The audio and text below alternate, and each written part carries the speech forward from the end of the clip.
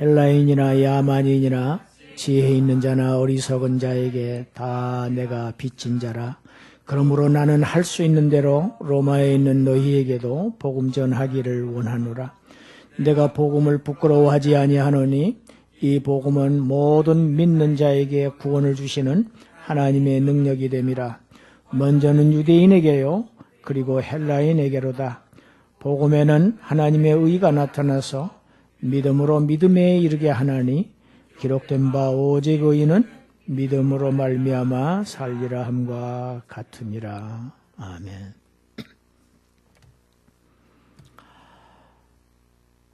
다메섹 도상에서 부활하신 그리스도로부터 사도로 부르심을 받은 이 사도 바울은 자신의 사명감을 모든 사람에게 내가 빚진 자다. 자신을 빚쟁이로 지금 표현하고 있습니다.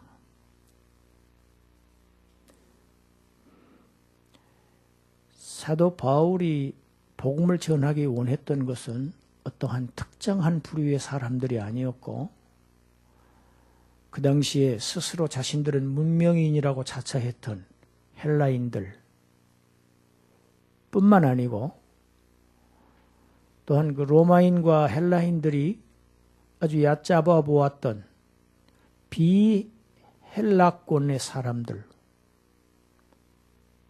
그런 모든 사람들에게 나는 하나님의 아들의 복음을 전할 그러한 강한 책임감과 뜨거운 열정을 지금 표현하는 것입니다. 그래서 바울은 로마에 있는 성도들을 만나기를 간절히 소원했습니다. 그들에게 가서 예수 그리스도의 복음을 잘 이해시켜주고 전하기를 원했습니다. 바울이 그토록 간절히 방문하기를 원했던 그 로마는 바울의 마지막 선교 사역지가 되었고 바울의 생애의 최후의 순교지가 되었습니다. 복음을 받은 사람들은 다 복음에 빚을 진 사람들입니다. 왜냐하면 아무 공로 없이 받았기 때문입니다. 전적으로 빚입니다. 값없이 받았기 때문입니다. 바울은 로마서 13장 8절에서 이렇게 이야기합니다. 피차 사랑의 빚 외에는 아무 빚도 지지 말라. 모든 그리스도인들은 사랑의 빚을 진 자들입니다. 복음을 전하는 것, 이것보다 더 큰 사랑은 없습니다. 사망에 처한 자들을 생명으로 인도하는 일보다 더 큰 사랑은 없습니다. 16절에서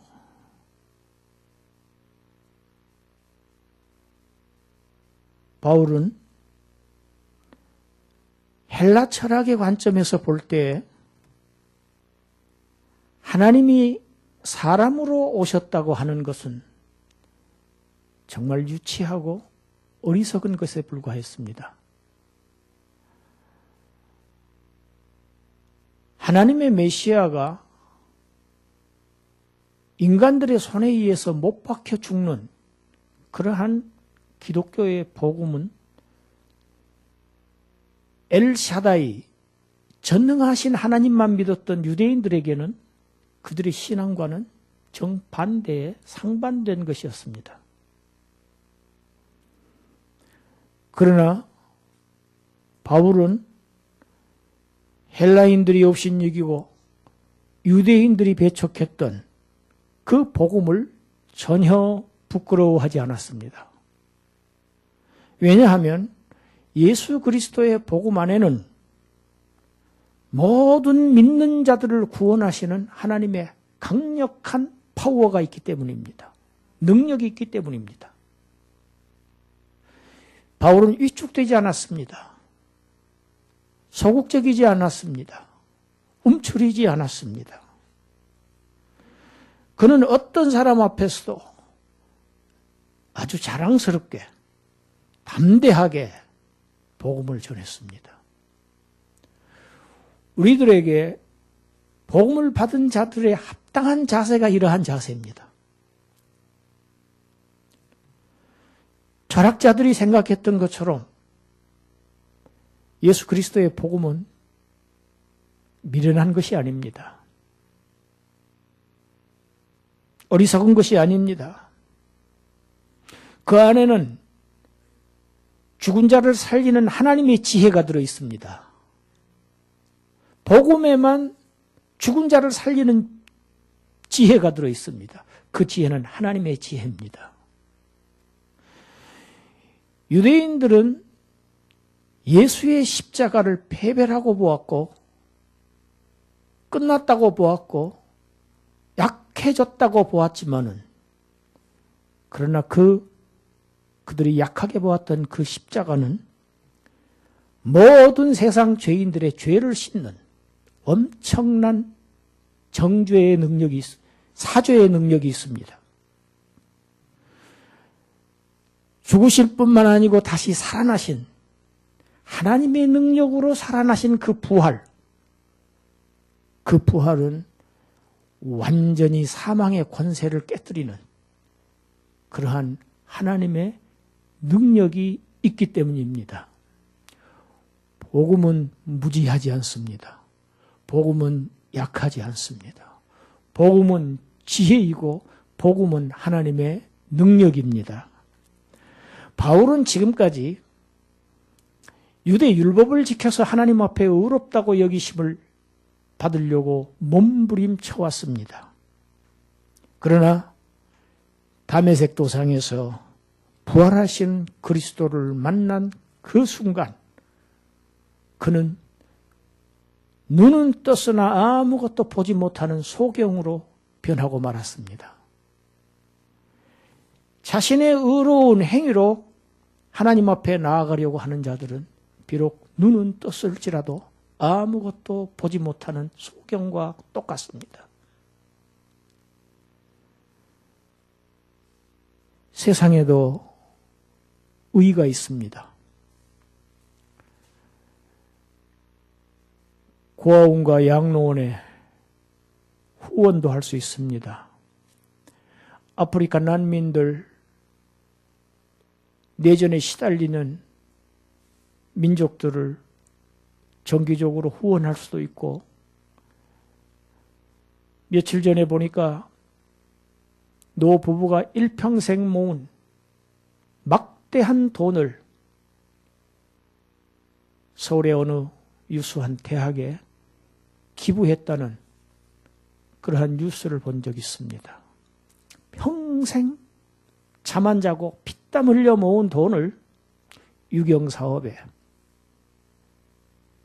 교육사업에, 또 특별한 사회사업에 기부할 수도 있습니다. 심지어 자신의 몸을 던져서 다른 사람을 구원해내는 일을 한 사람들도, 의사자들도 있습니다.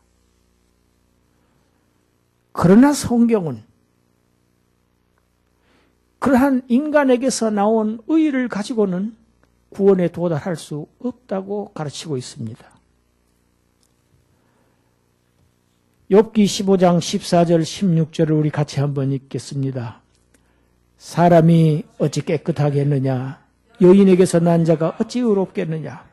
하나님은 거룩한 자들을 믿지 아니하시나니 하늘이라도 그가 보시기에 부정하거든 하물며 악을 저지르기를 물마심같이 하는 가증하고 부패한 사람을 용납하시겠느냐.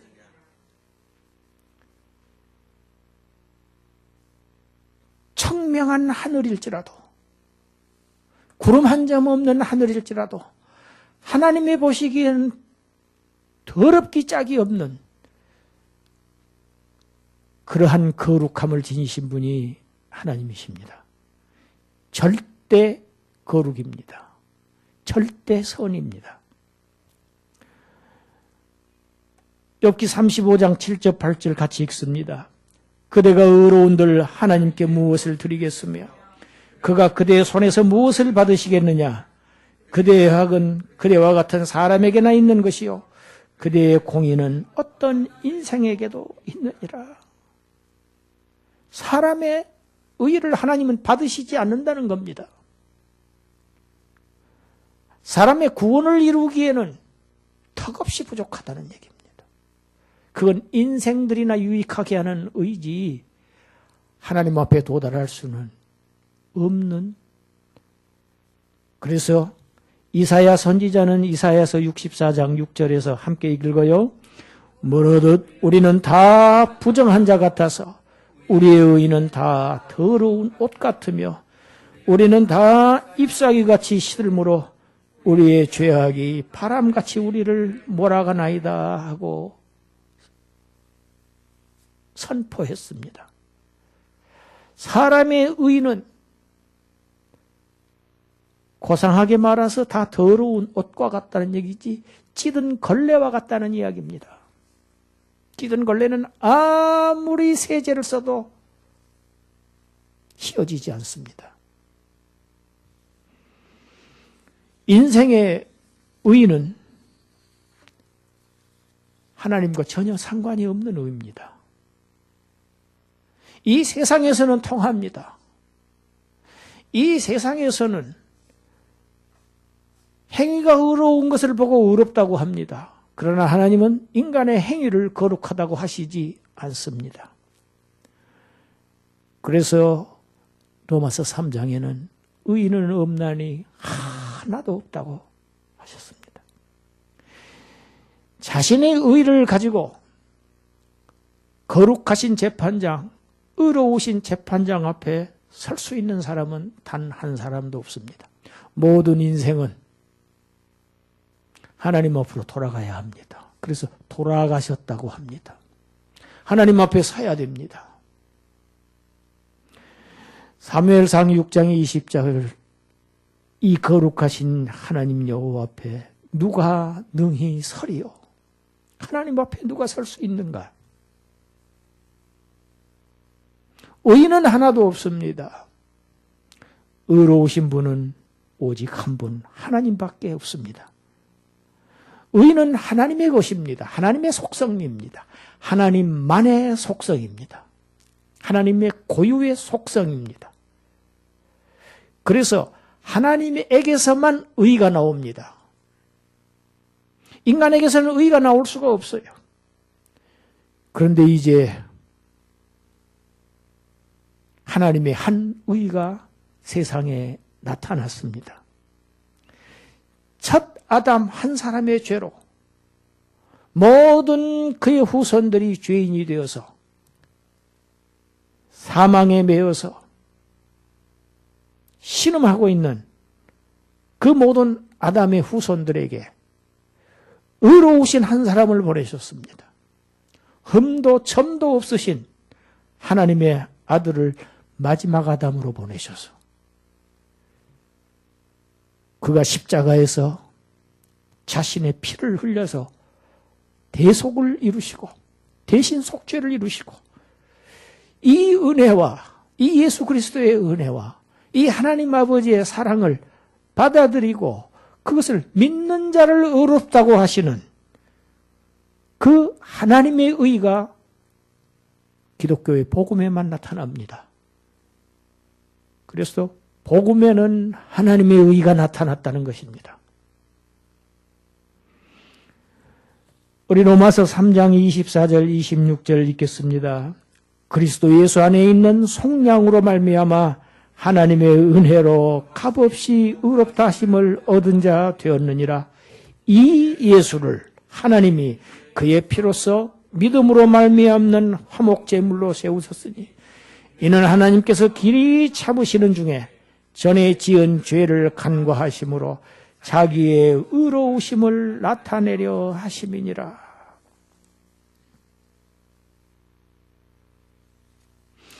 (25절까지밖에) 지금 기록이 안 됐습니다. 26절 같이 합시다. 곧 이때 곧 이때 자기의 의로우심을 나타내사 자기도 의로우시며 또한 예수 믿는 자를 의롭다 하려 하심이라. 결정적인 26절이 지금 빠졌어요. 자기가 의로우심을 나타내신 것입니다. 하나님 자신이 의롭다고 하시는 것을 나타낸 것입니다. 또한 믿는 자를 의롭다고 하시는 것입니다.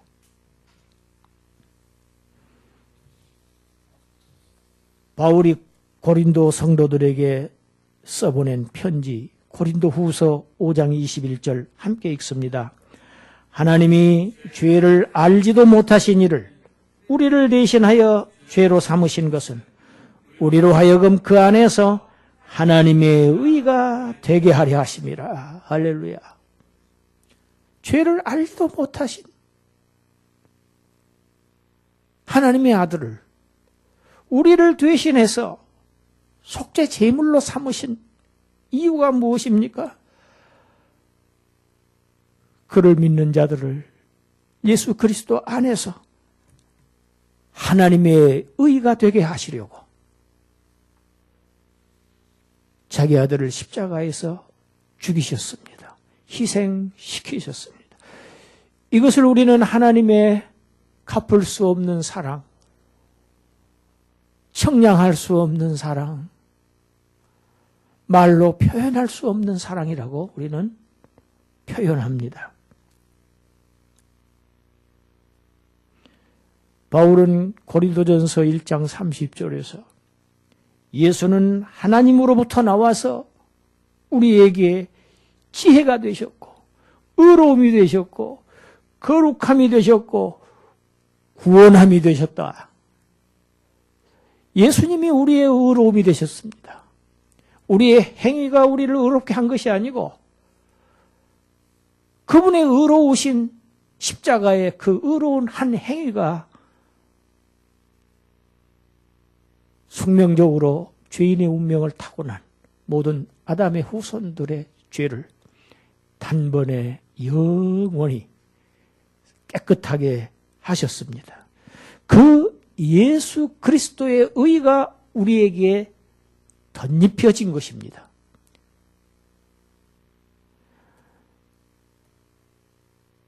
믿음하면은 창세기에 나온 아브라함을 얘기합니다. 믿음의 조상을 얘기합니다. 아브라함은 원래 우상을 숭배하던 갈대아 우르에서 우상을 숭배하던 집안의 사람이었습니다. 그가 하나님의 부르심을 받고 팔레스타인으로 하나님이 지시하신 땅으로 명령을 따라서 순종해서 부름을 받아 그 땅에 도달합니다. 하나님께서 그에게 자식이 없는 그에게 아들을 주시겠다고 약속하십니다.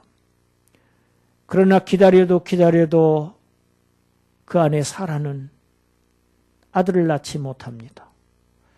그래서 더 이상 늙기 전에 저 여종 하갈과 사이에 아들을 얻으세요 해서 얻은 아들이 이스마엘입니다.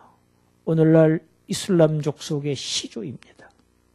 그래서 이슬람 지금 쪽도 중동에 있는 이슬람 쪽도 다 아브라함을 자기들의 조상이라고 합니다. 아브라함까지는 조상이 같아요. 그 다음부터 유대인들은 이삭의 후손이고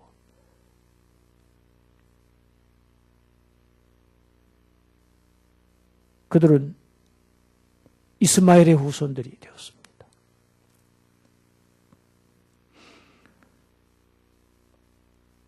자식이 없는 아브라함이 이스마엘을 얻고 얼마나 기뻐했을지 짐작할 수 있습니다. 그러나 성경에 보면 13년 동안 이삭을 낳은 지 13년 동안 하나님은 아브라함에게 나타나시지를 않습니다. 전혀 하나님의 계시가 없습니다. 그가 99세 되던 때 하나님께서 아브라함에게 나타나십니다. 내게 아들을 주리라. 그리고 그의 손을 붙잡고 밤하늘 밖으로 나가셔서 하늘의 별을 보라 하십니다. 하늘의 별을 내가 셀 수 있느냐? 셀 수 없나이다. 내가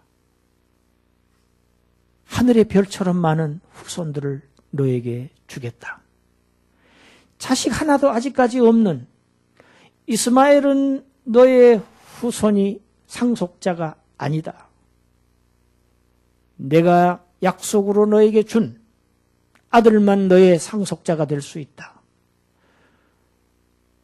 그가 그 하나님의 말씀을 믿었습니다.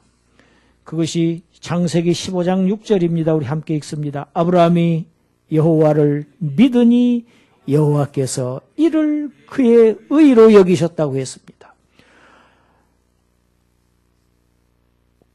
아브라함이 하나님의 그 말씀을 믿었습니다. 아직 자식 하나도 없지만 하늘의 별처럼 많은 자손을 주시겠다고 하시는 그 하나님의 약속의 말씀을 믿었고 그 믿음을 하나님은 의로 여기셨습니다.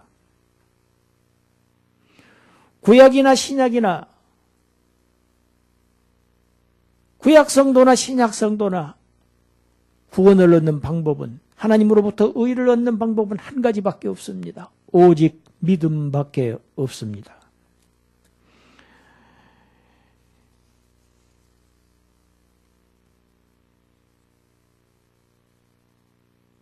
아브라함이 믿었던 것은